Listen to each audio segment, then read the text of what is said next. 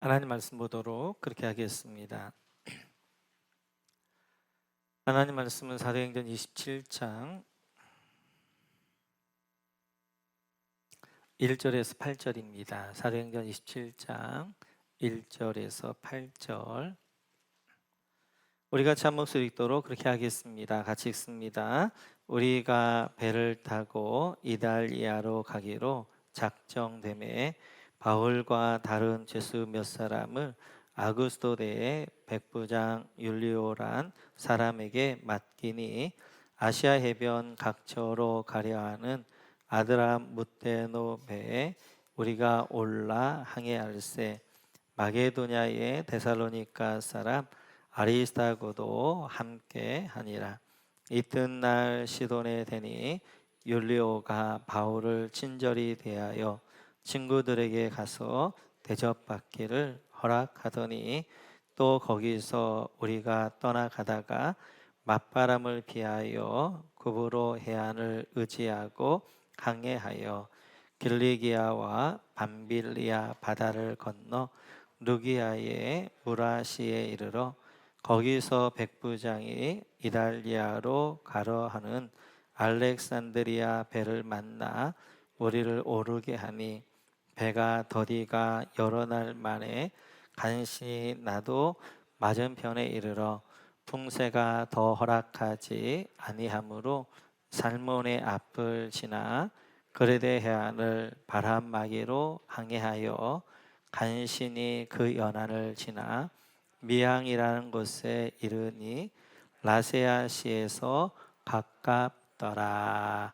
아멘. 같이 한번 우리 사도행전 27장 1절 말씀 보도록 그렇게 하겠습니다. 우리 같이 한 목소리 읽습니다. 우리가 배를 타고 이달리아에 가기로 작정되매 바울과 다른 죄수 몇 사람을 아그스도대의 백부장 율리오란 사람에게 맡기니. 아멘. 이제 바울 사도가 로마를 향하여서 출발하게 되어집니다. 그 과정 가운데 있었던 이야기가 27장과 28장 이야기인데요. 같이 한번 살펴보도록 그렇게 할 터인데, 여러분 여기 우리가 여기다 여기 동그라미 한번 쳐주시겠어요?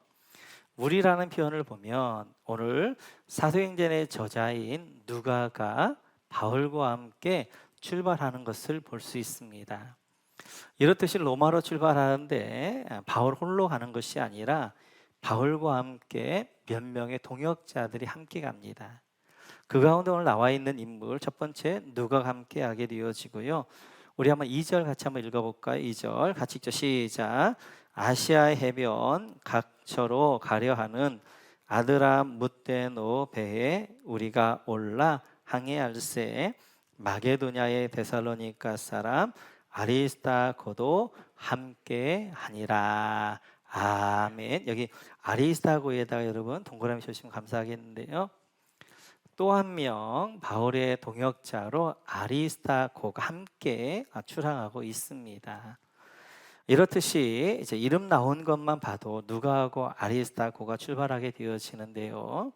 우리가 누가는 누차 봤기 때문에 그럼 아리스타고가 어떤 인물이냐 하는 거지요. 우리 한번 같이 사도행전 19장을 한번 보도록 하겠습니다. 사도행전 19장 29절입니다.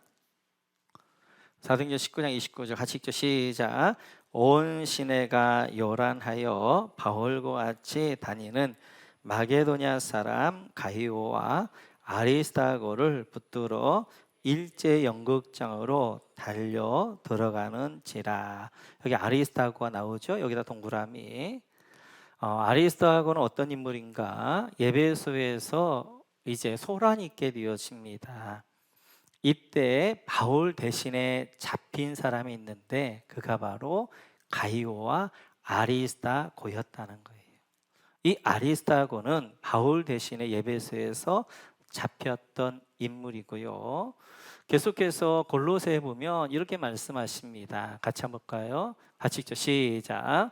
나와 함께 갇혀 있는 아리스타고와 바나바의 사촌 마가가 여러분에게 문안합니다. 여기까지만 할게요.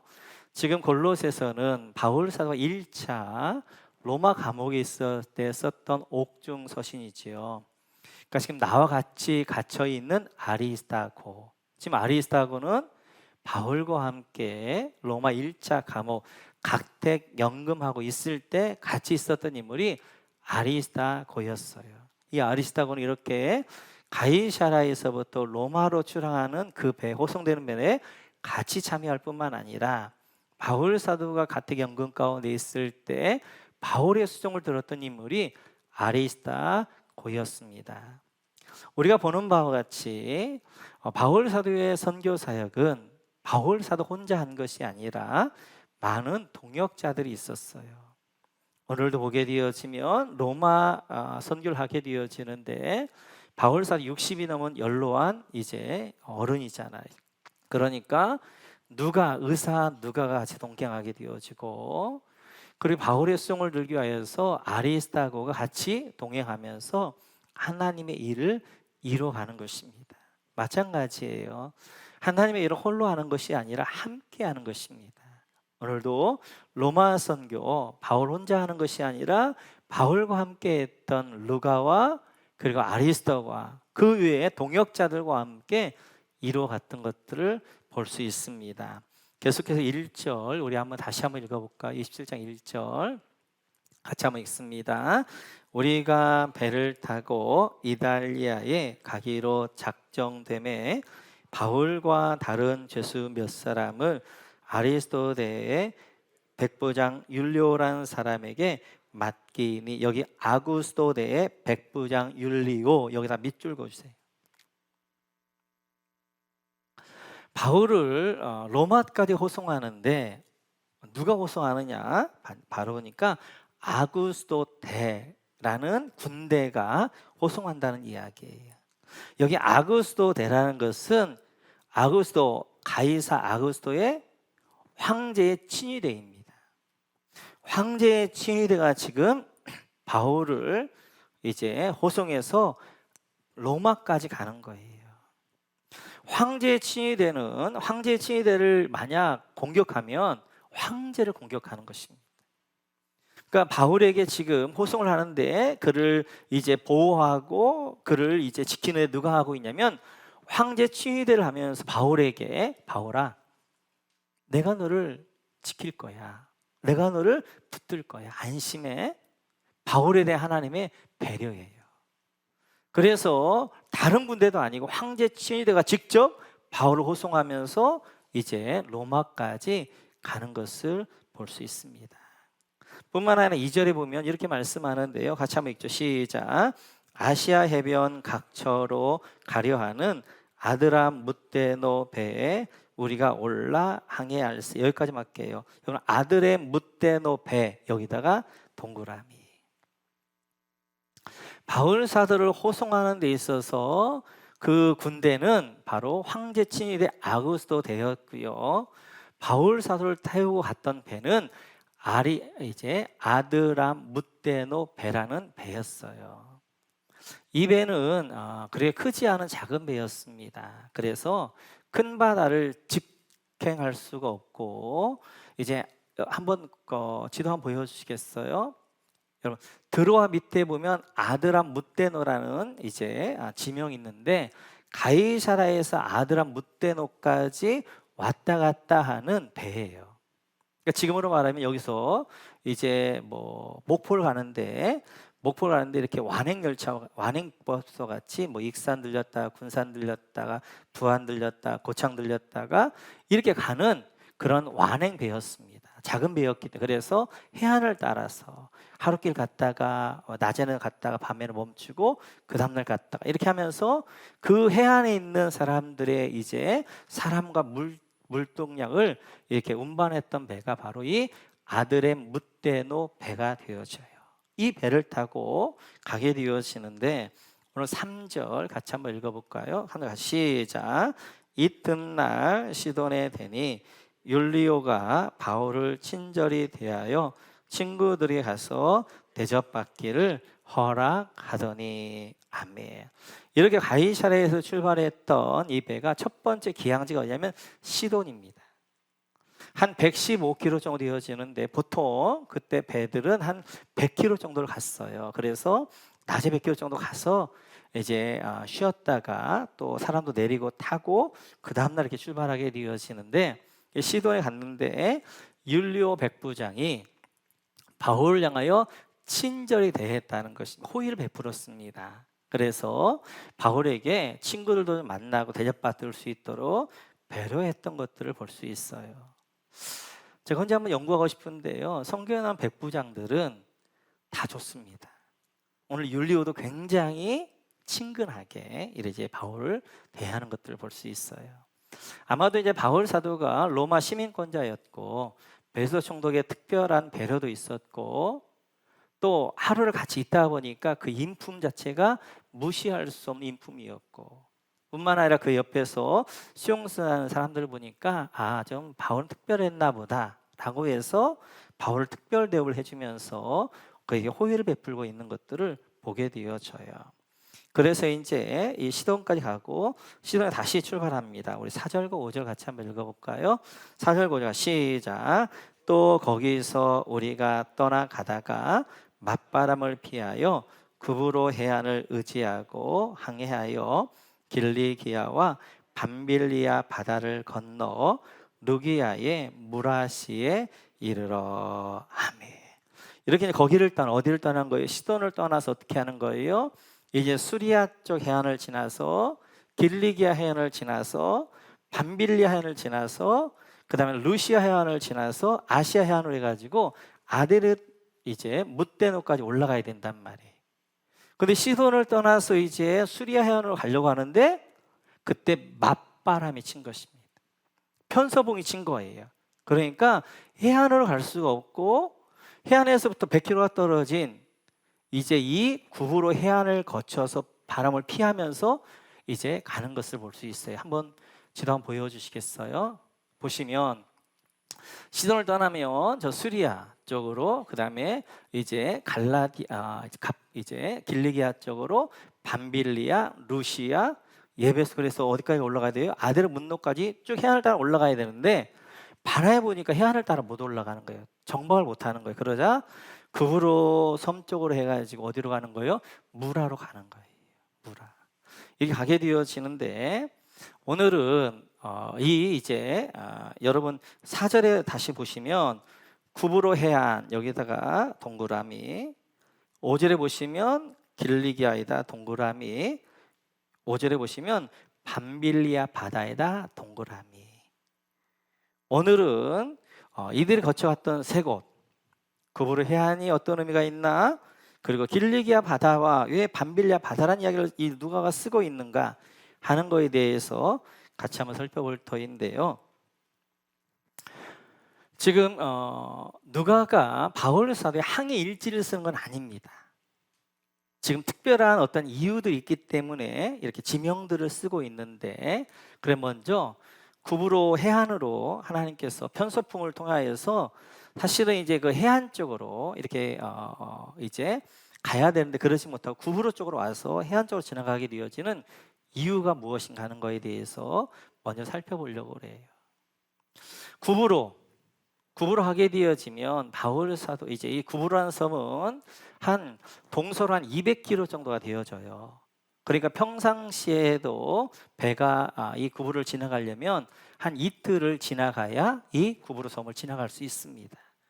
근데 지금은 바람까지 불고 있기 때문에 적어도 이틀 이상을 이 구브로 섬을 해안을 지나가는 거예요. 바울 사도가 보고 있는 건 뭐예요? 구브로 섬을 보고 있습니다. 바울 사도가 구브로 섬을 보고 있을 때 어떤 감정이었겠느냐 하는 거예요. 구브로 섬에서는 이런 일들이 있었습니다. 우리 한번 사도행전 13장을 한번 보시죠. 사도행전은 웬만하면 여러분들이 찾으셔서 앞으로 넘겨보시면, 몇 장만 넘겨보시면 3절과 4절을 보면 이렇게 말씀하십니다. 사도행전 13장 3절과 4절 같이 읽죠. 시작. 이에 금식하며 기도하고 두 사람에게 안수하여 보내니라. 두 사람이 성령의 보내심을 받아 실루기아에 내려가 거기서 배 타고 구브로로 가서. 수리 안디옥 교회에서 선교사를 파송했어요. 근데 첫 번째 갔던 선교지가 어디였느냐? 그게 구브로 섬이었습니다. 지금 바울 사도는 로마를 향해 가고 있어요. 그 로마는 뭐예요? 선교 끝이에요. 이제 바울 사도는 로마로 향해 가면 죽는다는 걸 아는 거예요. 그 로마로 가고 있는데 첫 번째 선교지였던 구브를 지나게 하면서 하나님 뭘 생각하게 하시는 거예요? 첫 번째 선교 떠날 때 그 마음, 초심, 그리고 처음 마음을 가지고 구울에 왔을 때 그 두렵고 떨림, 그리고 떨림과 그 설렘을 다시 어떻게 하는 거예요? 바울 사도에게 일으켜 세워주시는 거예요. 이 구울을 보면서 바울 사도에게는 뭐가 일어났겠어요? 첫사랑, 처음 마음, 선교를 따를 때 그 초심, 이제 곳이었기 때문에 초심, 첫 열정, 첫사랑, 그것들이 바울 사도에 일어났을 거예요. 이제 바울 사도는 로마에 가면 죽습니다. 마지막 열정을 불태울 터인데 중요한 것은 끝까지 바울이 놓지 말아야 할 것은 바로 초심이란 말이에요. 첫사랑이란 말이에요. 첫 마음이란 말이에요. 첫 열정이란 말이에요. 바울아, 이 마음 가지고 로마에 가라 하는 마음, 하는 말씀을 하나님 어디로 인도하는 거예요? 구브로 해안으로 인도하는 것입니다. 우리가 생각하고 또 우리를 점검해 봐야 될 것 가운데 하나가 내 안에 초심, 처음 마음이 있는가? 내 안에 하나님을 향한 첫사랑의 마음이 내 안에 있는가 하는 것들을 늘 확인해 보는 것입니다. 오늘도 하나님께서 이제 이 바울을 로마로 인도하기 전에 그이 확인하고 있는 것은 너에게 처음 마음, 첫사랑이 있느냐 하는 것들을 확인하고 있습니다. 우리가 믿음의 길을 가면서 늘 잃지 말아야 될 똑같은 이제 우리가 그러한 가야 되는 것 중에 하나는 첫사랑, 초심의 마음이에요. 내가 5년을 믿어도 초심의 마음을 잃으면 안 되는 것이고요. 내가 10년을 믿어도 첫사랑을 잃어버리면 안 되는 것이고요. 내가 20년을 믿어도 내 안에 살아있어야 될 것이 첫사랑이 되어져요. 오늘 구부를 통하여서 바울에게 다시 한번 첫사랑을 확인하는 것처럼 오늘 주님은 설교 말씀을 통하여서 여러분의 질문하고 있습니다. 네 안에 첫사랑이 살아있느냐? 예수를 만났던 그 처음 마음, 그 마음으로 지금 믿음의 길을 가고 있고, 그리고 네가 그 마음으로 지금 네가 사역을 하고 있느냐라고 확인하고 계셔요. 뿐만 아니라 이 구브로에서는 또 이런 일이 있었습니다. 우리 13장 7절부터 9절까지 한번 읽어볼 터인데요. 13장 7절부터 9절 같이 읽죠. 시작. 그가 총독 서기오 바울과 함께 있으니 서기오 바울은 지혜 있는 사람이라 바나바와 사울을 불러 하나님의 말씀을 듣고자 하더라. 이 마술사 엘루마는 이 이름을 번역하면 마술사라. 그들을 대적하여 총독으로 믿지 못하게 힘쓰니 바울이라고 하는 사울이 성령에 충만하여 그를 주목하고 하매. 이 일이 이제 구브로에 있었는데 7절을 보시면 여러분 바나바와 사울을 불러 여기다 밑줄 그어주세요. 지금 바울의 이름이 뭘로 나오냐면 사울로 나옵니다. 바나바와 사울. 7절에서는. 근데 9절로 넘어가게 되어지면 여러분 바울이라는 사울 여기다 밑줄 그어주세요. 이름이 바뀌어져요. 뭘로 바뀌어지는 거예요? 바울. 구브로 섬에서 사울이라는 이름을 불렸다가 구브로 섬에서 바울이라는 이름으로 바뀌어집니다. 지금 사울의 이름이 바울의 이름으로 바뀌어진다는 것은 이름이 바뀌어졌다는 것보다 훨씬 더 큰 의미는 바울의 삶이 사울에서 바울로 바뀌어졌다는 거예요. 사울이라는 말은 큰 자라는 말이에요. 바울이라는 말은 작은 자. 그래서 바울의 부모님이 바울의 이름을 지어줄 때 사울이라고 이름을 지어준 것은 아마도 바울이 베냐민 지파였잖아요. 베냐민 지파의 가장 위대한 인물 가운데 하나는 첫 번째 왕이었던 사울 왕이었지요. 사울 왕과 같이 위대하고 큰 인물이 되라, 이런 의미로 바울의 이름을 사울 지었을 거예요. 그런데 오늘 구브로 섬에 와서 바울이 바뀌어집니다. 사울이란 이름에서 바울이라는 이름으로 바꿔지는 거예요. 사울 옛사람 십자가에 죽게 되어지고 바울 새로운 피조물 하나 앞에 새롭게 태어나는 시간이 구브로 섬이 되어져요. 그래서 이 구브로 섬에서 바울은 지금까지는 큰 자와 같이 사울과 같이 성공을 위하여서 큰 자가 되기 위해서 달려갔다면 이 구브로 섬에서 이제는 하나님이 큰 자이고 나는 작은 자입니다. 나는 주의 종입니다. 주의 둘로스입니다. 그래서 이제 작은 자로 하나님 앞에 서 있게 되어지는 것이 바로 구브로 섬이 되어져요. 이 구브로 해안을 쭉 지나가면 바울은 뭘 느꼈겠어요? 이 구브로 섬은 사울이었던 내 옛사람이 죽고 내가 바울로 새롭게 태어난 곳이지 라고 하면서 그 해안을, 그 구브로 섬을 쭉 보면서 바울이 지나갔을 거예요. 오늘 하나님이 이제 이 아데르 무테노 배가 해안을 따라가야 되는데 해안을 따라가지 못하도록 편선봉을 벌어서 구브로 섬을 붙이신 이유는 로마로 가고 있는 바울에게 확인하고 싶은 거예요. 너의 초심, 처음 마음을 잃어버리지 않았느냐? 그리고 너는 지금 바울로 서 있느냐? 하는 것들을 바울에게 다시 한번 확인하고 싶었던 거예요. 이제 이 로마에 가서 마지막 순교의 제물이 되어야 되는데 이 순교의 제물이 되기 위해서는 그는 처음 마음, 첫 선교를 갔던 그 마음 잃지 않아야 되고요. 이제 사울이었던 옛자 주께 바울로 거듭나되어진 그 모습이 있어야 로마에서 순교의 제물이 될 수 있기 때문에 그렇습니다. 하나님의 때때로 우리 안에 맞바람을 일으키기도 해요. 편서풍을 일으키기도 해요. 그래서 우리 안에 광풍을 일으킵니다. 그래서 우리 가는 길을 막으실 때도 있고 내가 원하지 않는 길로 나를 인도하실 때도 있고 이 광풍 가운데 하나님은 나에게 확인하고 싶은 게 두 가지가 있어요. 하나는 네 안에 첫사랑이 살아있느냐, 또 하나는 너는 바울이냐 하는 것들을 확인하고 싶은 것입니다. 우리 가운데 있는 환난, 우리 가운데 있는 이 어려움들, 이런 어려움을 통한 하나 두 가지, 네 안에 처음 마음, 첫사랑이 너 안에 살아있느냐, 이걸 확인하고 싶은 거고요. 또 하나는 너는 사울 옛자는 죽고 새로운 피조물로 바울로 살고 있느냐 하는 것들을 확인하고 싶은 것입니다. 우리 모두가 다시 한번 기억하면서 여러분 가운데 첫사랑이 살아있기를 주의 이름으로 축원합니다. 여러분 사울이 아니라 바울로 사시기를 주님의 이름으로 축원합니다. 계속해서 그분으로 해안을 지나가면서 5절에 보면 이렇게 말씀하게 되어져요. 같이 한번 읽죠. 시작.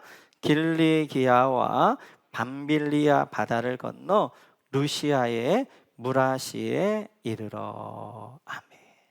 구브로 해안을 따라 쭉 갔는데 그 과정을 오늘 누가는 길리기아 바다를 건너가고 밤빌리아 바다를 건너간 것이다 이렇게 이야기합니다. 다시 한번 지도 보여주시겠어요?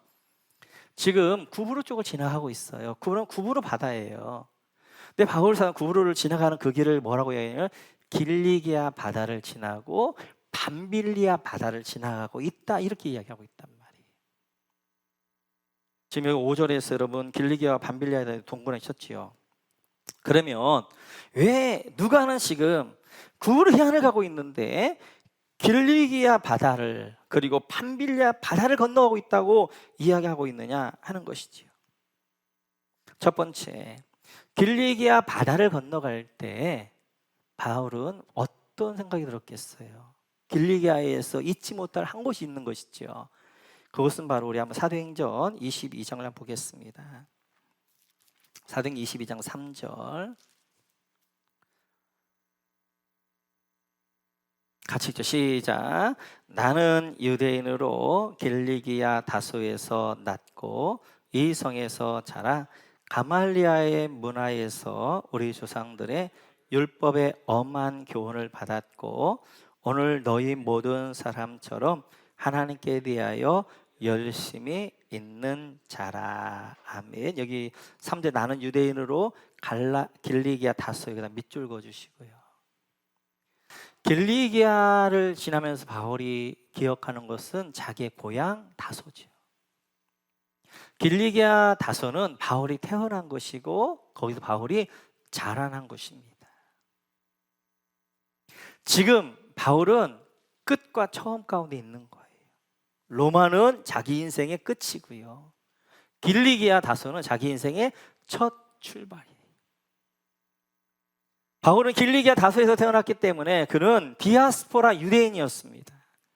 그래서 그는 헬라어를 자유자재로 쓸 수 있었어요. 헬라어를 자유자재로 썼기 때문에 그는 아시아, 마게도냐, 아가야, 저 로마까지 가서 복음을 전할 수 있는 이유는 바울 사도의 언어가 되는 거예요. 헬라어가. 그가 길리기아라는 디아스포라 유대인으로 태어나지 않았다면 어려울 수 있었는데 길리기아 다소에서 유대인, 디아스포라 유대인으로 태어났기 때문에 그는 헬라어가 더 자유로웠고 헬라어를 통하여서 이제 하나님 앞에 쓰임받는 그런 삶이 되어졌던 것입니다. 뿐만 아니라 그는 길리기아 다소에 태어날 때 그는 로마 시민권자로 태어난 거예요. 그래서 어려움이 있을 때마다 그 어려움 가운데 그를 보호해줬던 것 가운데 하나가 로마 시민권이었어요. 지금도 그가 꿈꿨던 로마로 갈 수 있었던 이유는, 그리고 황제 친위대의 보호 가운데 호송 가운데 갈 수 있었던 이유는 그가 로마 시민권자였기 때문에 그렇습니다. 길리기아를 지나가면서 바울은 어떤 느낌이 드는 거예요? 길리기아의 다소에 태어난 것은 우연한 것이 아니라 하나님의 철저한 준비하심과 계획이었구나. 거기서 디아스포라 유대인으로 태어나게 하셔서 헬라어를 자유자재로 하게 하셨고, 그 로마 시민권자로 태어나게 하셔서 나로 로마에 가게 하셨구나. 그 길리기아 바다를 지나면서 나의 태어남과 나의 살아가는 것이 우연이요, 어쩌다 보니까 되어진 것이 아니라 하나님의 섭리와 인도하심이었구나 하는 것들을 느끼게 되어졌겠지요.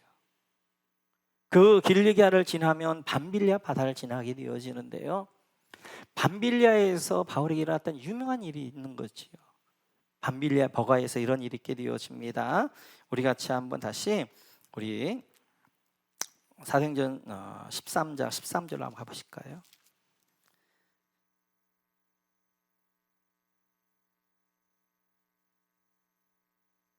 네, 우리 13절 같이 한번 읽죠. 시작. 바울과 및 동행하는 사람들이 바보에서 배 타고 밤빌리아에 있는 버가에 이르니 요한은 그들에게서 떠나 예루살렘으로 돌아가고, 여기 버가에다 여러분 동그라미 쳐주시고 요한에다가 동그라미 쳐주시고, 구부로 바보 이제 항해에서 배를 타고 어디로 오냐면 밤빌리아 버가로 옵니다. 밤빌리아 버가로 왔는데 이 버가에서 우리가 저번에 살펴봤던 것처럼 바울 사도가 풍토병이 좀 걸린 것 같아요. 그래서 이제 바울 사도가 타우루스 3,000m가 넘는 타우루스 산맥을 넘어서 그 위쪽으로 올라가려고 합니다. 이때 요한이, 여기 요한은 마가 요한을 이야기해요. 마가 요한이 그 선교팀에서 도망가서 예루살렘으로 돌아가 버립니다. 이 밤빌리아 버가에서 마가가 선교팀에게 도망가 버리는 그러한 일들이 이 버가에서 있게 되어졌어요. 이 일이 여진이 되어져서 이 마가가 돌아간 일로 끝나는 것이 아니라 이 일이 여진이 되어서 계속해서 일이 벌어졌는데 그 일 가운데 하나가 15장이죠. 15장 37절부터 보겠습니다. 네, 37절부터, 네, 거기는 그냥 38절로 하고 여러분 성경을 보시면 37절부터 41절까지 같이 한번 읽죠. 시작. 바나바는 마가라는 요한도 데리고 가고자 하나 바울은 밤빌리아에서 자기들을 떠나 함께 일하러 가지 아니한 자를 데리고 가는 것이 옳지 않다 하여 서로 심히 다투어 피차 갈라서니 바나바는 마가를 데리고 배타하고 구브로로 가고 바울은 신라를 택한 후에 형제들에게 주의 은혜에 부탁함을 받고 떠나 수리아와 길리기아로 다니며 교회들을 견고하게 하니라. 아멘. 이제 1차 선교를 마치고 2차 선교를 출발합니다. 이때 바나바는 마가를 데려가기를 원해요. 근데 바울 사도는 마가는 안 된다는 거예요. 1차 선교 여행 때 엄청난 의욕의 상실을 줬잖아요. 중간에 감으로. 그래서 마가는 데려갈 수 없다. 그런데 이 일 때문에 39절에 보니까 심히 다투게 되어져요.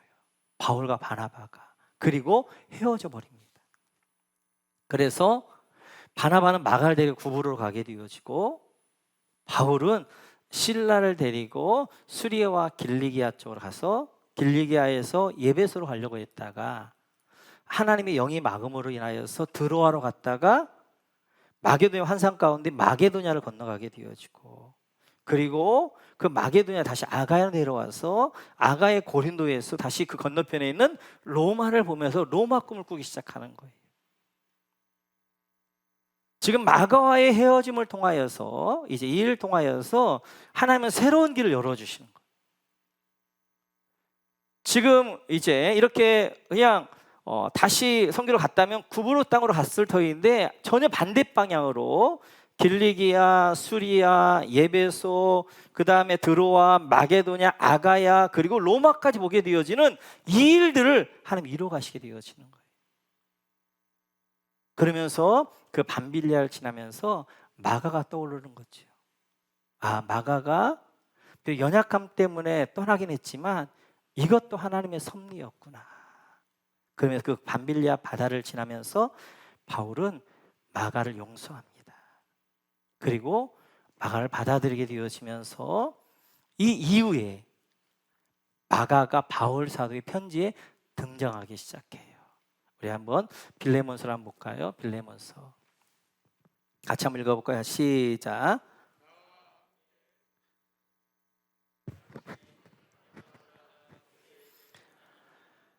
나의 동역자인 마가와 아리스타고와 데마와 누가도 문난합니다. 아멘. 빌레몬서도 마찬가지로 옥중서신이죠. 바울 사도 1차, 2차 로마 감옥에 있을 때 보냈던 편지인데, 이때 로마 감옥에 가택연금과에 누가 함께 있느냐? 에바브로가 함께 갇혀 있어요. 뿐만 아니라 24절을 보니까 마가, 아까 봤던 아리스타고, 데마, 누가가 함께 있습니다. 지금 바울 사도 1차 감옥 가택연금에 있는데 누가 지금 바울과 함께 있냐면 마가가 있는 거예요. 아마도 이제 이 밤빌리아 바다를 지나면서 마가를 용서하고 그 다음에 로마에 간 다음에 바울 사도는 바로 마가를 불렀던 것 같아요. 그래서 지금 바울 사도 1차 감옥에 갇힐 때 마가가 거기서 바울 사도를 수종 들고 있는 것들을 볼 수 있어요. 뿐만 아니라 이 밤빌리아 바다를 지나면서 버가를 떠오르면서 마가를 떠오르면서 이제 바울 사도가 이 마가 때문에 2차 선교여행에서 바울 사도와 심히 다투잖아요. 그것은 바울 사도에게 잘못한 일이에요. 바울 사도의 미성숙이고 연약함이고 실수입니다. 왜냐하면 바나바는 바울에게는 은인과 같은 인물이에요. 영적 아버지 같은 인물이에요. 그런 분이 좀 마가 데려가자고 그러면 좀 한번 져줄 수 있잖아요. 그래서 그냥 져주고 같이 갈 수 있는데 바울이 끝까지 자기 의견을 굽히지 않고, 그리고 바울과 다투게 되어져요. 바나바와 다투게 되어지고 헤어지게 되어집니다. 이것은 바울의 미성숙이고 연약함이지만, 그럼에도 불구하고 하나님은 뭘 보시냐? 바울의 충신을 보시는 거예요. 그 마음에 이 마가를 안 데려가는 사심이 아니라 하나님을 향한 열심, 선교를 향한 그 뜨거운 마음 때문에 한다는 걸 아시고, 그걸 하나님은 어떻게 만드시는 거예요? 합력하여 선을 이루십니다. 이래서 이제 바울과 바나바 헤어져서 선교팀 두 팀이 생기게 되어지고, 그리고 바울을 인도하는데 바울이 전혀 예상하지 못했던 수리아와 길리기아, 예배소를 가고자 했는데 예배소를 막으시고 하나님이 드로아로 인도하셔서 저 헬라 땅 마게도냐 그리고 아가야에까지 하나님이 이제 복음을 증거하게 하시고 넓혀주시고, 뿐만 아가야의 고린도에서는 로마 비전을, 로마를 보면서 로마를 꿈꾸게 하시고, 지금 그 로마를 향하여서 가게 되어지는 그 길도 바로 이 마가의 일로 인하여서 되어졌다는 것을 깨닫게 되어지는 거예요. 아, 그렇구나. 내가 연약하고 내가 미성숙하고 내가 실수하지만 하나님, 내 실수를 통하여서도 내 약함을 통하여서도 하나님은 합력하여 선을 이루어 가시는구나. 자기의 1차, 2차, 3차 성경을 쭉 돌아보니까 주마등처럼 그것이 흘러가면서, 아, 이것이 내 열정과 내 믿음이 아니었고 하나님의 인도하심과 하나님의 일하심과 하나님 함께 하심이었구나. 이런 것들 다시 한번 확인하는 시간이 되어지죠. 그러면서 로마로 가고 있는 바울, 내가 지금 로마에서 어떤 일이 나에게 일어날지 알 수 없지만 그가 믿는 것은 자기가 아니라 하나님의 신실하심, 나를 결단코 버리지 않겠다고 약속하신 하나님의 그 손길, 하나님의 열심, 하나님의 일하심 때문에 바울이 담대할 수 있는 거예요. 내가 바울로 이제 로마로 가서 무슨 일이 있을지 나는 아무것도 모르지만, 어떻게 벌을지 모르지만 바울이 단 한 가지는 하나님, 지금까지도 신실하게 나를 인도해 주셨던 그 하나님의 손길, 그 하나님의 열정, 그 하나님의 열심, 그 하나님이 일을 이루셨구나. 그 담대함 가운데 오늘 바울이 로마로 가게 되어지는 것입니다. 사랑하는 성도 여러분, 우리도 마찬가지입니다. 하나님은 우리 완벽함을 통하여 들어 쓰시는 것이 아니라 때때로 우리가 실수할 수도 있고, 때때로 우리가 연약할 수도 있고, 때때로 우리가 넘어질 수도 있고, 때때로 우리가 미성숙 가운데 있지만, 그러나 내가 내 안에서 일하시는 분은 나의 완전한 그러한 성숙이랄지 아니면 나의 힘이랄지 열정이 아니라 바로 하나님의 열심이, 하나님의 신실하심이 오늘도 나를 붙잡고 인도하시게 되어지고, 오늘도 내 길을 인도하시게 되어지고, 그 열심히 내 삶을 만들어가는 줄로 믿습니다. 믿습니다. 이 하나님의 열심이, 이 하나님의 신실함이 오늘도 나를 붙잡고 있기 때문에 앞으로 어떤 일이 벌어질지 모르지만 우리가 오늘 담대할 수 있는 이유는 내가 아니라 그 근거는 하나님이시고, 하나님의 신실하심과 하나님의 일하심과 하나님의 열심히 나를 붙들 거라고 믿기 때문에 그 믿음으로 오늘 우리가 나아가게 되어지는 것입니다. 이사야 선지자는 우시야가 죽으면서 아하스가 왕이 되어지면서 이제 그 나라가 엉망이 되어졌어요. 우시야가 죽는 해에 이제 이사야 6장에 보게 되어지면 그때 이제 이 이사야가 이제 소명을 받게 되어지고, 그 아하스 시대를 보면서 너무너무 절망 가운데 있는 이 이사야에게 하나님 이렇게 말씀하셔요. 같이 한번 보도록 하겠습니다. 시작. 한 아기가 우리에게 태어났다. 우리가 한 아들을 얻었다. 그는 우리의 통치자가 될 것이다. 그 이름은 기묘자, 모사, 전능하신 하나님, 영존하시는 아버지, 평화의 왕이라고 불릴 것이다. 그의 왕권은 점점 더 커지고 나라의 평화도 끝없이 이어질 것이다. 그가 다윗의 보좌와 왕국 위에 앉아서 이제부터 영원히 공평과 정의로 그 나라를 굳게 세울 것이다. 만군의 여호와의 열심이 이것을 반드시 이루실 것이다. 아멘. 제가 성경 가운데 가장 좋아하는 단어가 여호와의 열심입니다. 지금 이사야의 눈앞에 벌어져 있는 환경은 아하스로 인한 나라가 무너지고 있는 환경이에요. 절망이에요. 막막함에 답답함이에요. 아무것도 안 보이는 그 상황 가운데 하나님은 오늘 6절에 보게 되는 메시아 한 아기를 보내줄 것이다. 여기가 한 아기가 나중에 보면 희쓰게 한대요. 이 한 아기를 보내줄 것이고, 나중에 보면 이거 메시아 예수님이신데요, 이 아기를 통하여서 하나님은 새로운 일들을 이루실 것이다. 그러면 실제로 보니까 그 메시아를 통하여서 그 나라는 점점 강해질 거예요. 그 나라는 평화가 끝이 없이 이어질 것이며 그 나라는 영원히 공평과 정의로 하나님은 굳게 세우실 것이다.